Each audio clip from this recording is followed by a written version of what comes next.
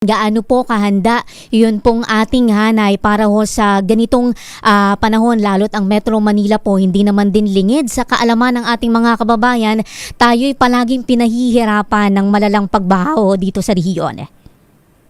Kaugnay po sa disaster preparedness po natin, lalo na ngayong tag-ulan, patuloy po yung NCRPO sa pagsasagawa ng ating disaster preparedness measures kasama po yung ating mga police station sa ating 5 police district. Bahagi po nito yung ating regular na pagmomonitor sa ating mga flood-prone areas, yung prepositioning ng mga personnel natin at kagamitan. Ganun din yung close coordination natin sa mga LGUs, lalo yung mga identified nating mga cities na palaging nagkakaroon ng mga pagbaha. Siyempre yung koordinasyon natin sa MMDA at iba pang disaster response agencies para mas mabilis yung action natin kapag kinakailangan.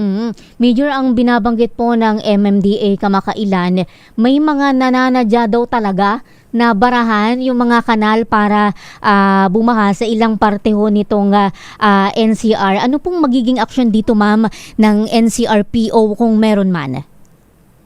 Kung meron po tayong impormasyon or ebidensya na maipapasa sa amin ungkol dito, handa naman po kaming mag-imbestiga at makipag-ugnayan sa mga kaukulang agencies gaya po ng MMDA at yung LGU.